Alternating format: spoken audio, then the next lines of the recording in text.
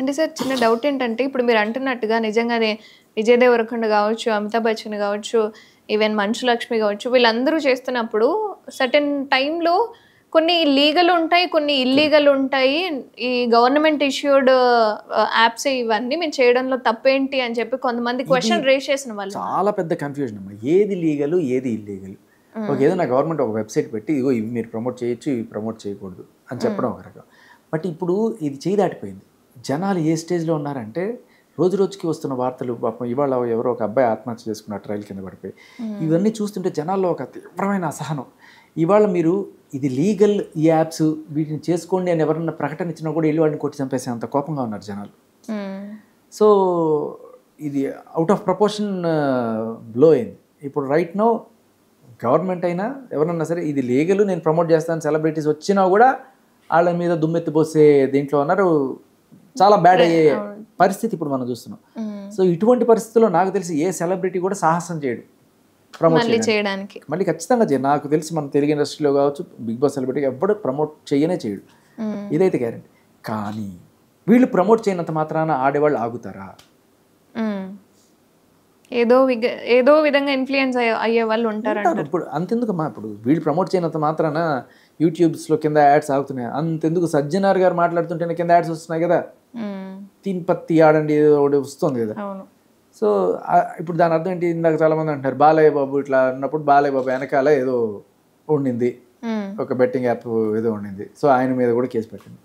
మరి సజ్జనార్ గారు అన్వేష్ మాట్లాడేటప్పుడు కింద ఇది వచ్చింది. కొన్ని అంటే డెలిబరేట్గా చేసినవా లేకపోతే నాకు తెలిసి అందరూ కూడా తెలియక చేసినవి, కొంతమంది తప్ప. ఒక section of people who are always into వాళ్ళు ఈ యాప్సే చేస్తారు తప్ప ఇంకేం చేయరు. వాళ్ళకి తెలుసు అన్నీ వాళ్ళకి తెలుసు. బట్ మిగతా వాళ్ళకి ఏవి తెలియదు, ఏది లీగల్ ఏది లీగల్. ఇవాళ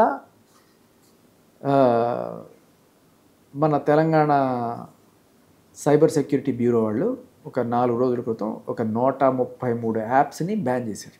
బ్యాన్ చేయడం అంటే ఏంటి? ఇవి ఆడకూడదని చట్టం తేవడం కాదు, లిటరలీ ఐపీ అడ్రస్లు బ్లాక్ చేశారు. ఇక్కడ రాదు. చాలా యాప్స్ ఈ 365 అనే పేరుతో ఉంటాయి. అవును, రకరకాల ఆ 365 ఈ 365 365 లాగా ప్రతిదీ 365 ఈజీగా గుర్తుపట్టడానికి. అలా చాలా 365 బ్లాక్ చేశారు. అలాగే 24/7 కూడా ఉంటుంది. అంటే 24 గంటలు 365 రోజులు మీరు ఆడండి సావండి అనే కోణంలోనే ఇవన్నీ ఉంటాయి. అయితే విచిత్రం ఏంటంటే నేను ఈ ఏవైతే బ్లాక్ చేశారనే యాప్స్ నేను చెక్ చేశాను, ఊరికే జస్ట్ ఆడడానికి కాదు. అసలు ఓపెన్ అవుతున్నాయా లేదా చేశారా? కొన్ని బ్లాక్ అయినాయి.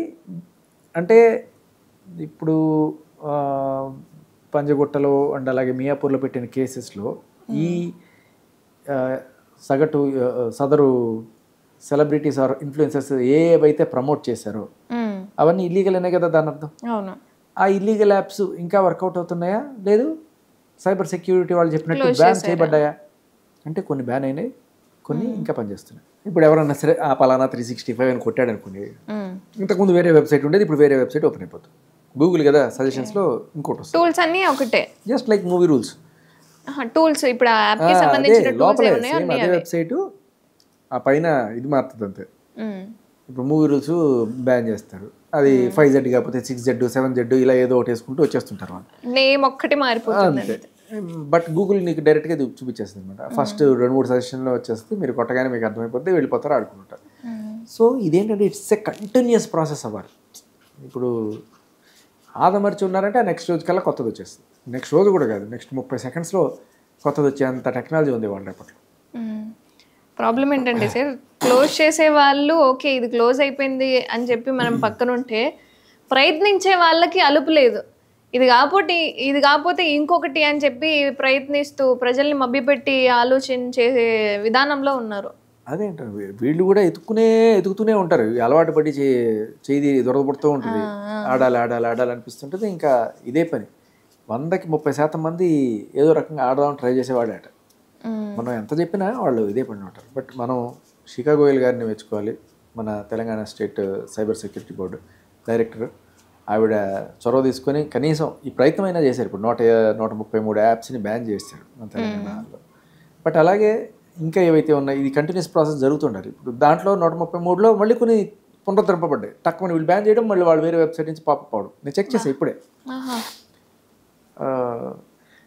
బ్యాన్ అంటే ఇప్పుడు ఈ సెలబ్రిటీస్ ఆడిన ప్రమోట్ చేసినవన్నీ బ్యాండ్ అనే కదా. అవన్నీ మనం నొక్కితే రాకూడదు కదా. అట్లీస్ట్ అదైనా చేసి ఉండాలి కదా. కొంతవరకు చేశారు. ఆ ప్రయత్నాన్ని మనం ఆహ్వానించాలి. కానీ అట్ ద సేమ్ టైం ఇది అందరికీ తెలియడం అనేది చాలా ఇంపార్టెంట్. సో షికాగోల్ గారు మొన్న ఒక ప్రెస్ ఇంటర్వ్యూలో చెప్పి 42,000కి పైగా అవేర్నెస్ కార్యక్రమాలు చేపట్టారు అని చెప్పారు. ఎక్కడ అనే నాకు మీకు రీచ్ అవ్వలేదు, నాకు రీచ్ అవ్వలేదు కదా. సో మేబీ రకరకాల చోట్ల సెమినార్లు లేకపోతే ఇవన్నీ పెట్టి ఉండొచ్చు. ఏంటంటే అలా కాకుండా డైరెక్ట్గా కాలర్ ట్యూన్లో వచ్చేట్టు. నేను మీకు కాల్ చేసిన, మీరు నాకు కాల్ చేసిన, అట్లీస్ట్ ఒక వారం రోజులు, ఎందుకంటే బెట్టింగ్ సీజన్ స్టార్ట్ అవుతుంది కాబట్టి. ఇది నా రిక్వెస్ట్ గవర్నమెంట్కి అండ్ డిపార్ట్మెంట్కి. సో దయచేసి ఇలా ఇచ్చారంటే తప్పించుకునే ఛాన్సే లేదు. ప్రతి ఒక్కరికి కూడా వస్తుంది. అండ్ ఇంకా మనం పెట్టచ్చు, ఇది మీరు విన్నారా, వింటే ధృవీకరించండి, 1 కొట్టండి అంటే వాడు విన్నాడనే ఒక ఇది కూడా పెట్టచ్చు. పర్సంటేజ్ తెలుస్తుంది ఎంతమందికి తెలుసు లేదు అనేది. కరెక్ట్. సో అలా కనీసం ఒక 70% మందికైనా మనం ఎడ్యుకేట్ చేసిన తర్వాత అవును నువ్వు కావాలని చేసావు అనడానికి ఒక ఇది ఉంటుంది. ఎటువంటి అవేర్నెస్ లేకుండా వీళ్ళని నిర్ణయించడం తప్పండి. 42,000 కార్యక్రమాలు చేసామని వాళ్ళు అంటున్నారు. సో సరిపోలేదు అనేది ఇప్పుడు అర్థమవుతుంది. సో దానికి ఇది ఒక మంచి మెజర్ అవుతుంది. కోవిడ్లో ఎట్లా అయితే ప్రతి ఫోన్కి ఇచ్చారో మెసేజ్, అలా ఇవ్వడం. ఎలక్షన్స్ వస్తే ఇస్తారు కదమ్మా, ఫోన్ మాకు ఓటేయండి, మాకు ఓటేయండి, మాకు ఓటేయండి అని. ఇప్పుడైతే మాత్రం చెప్పరా?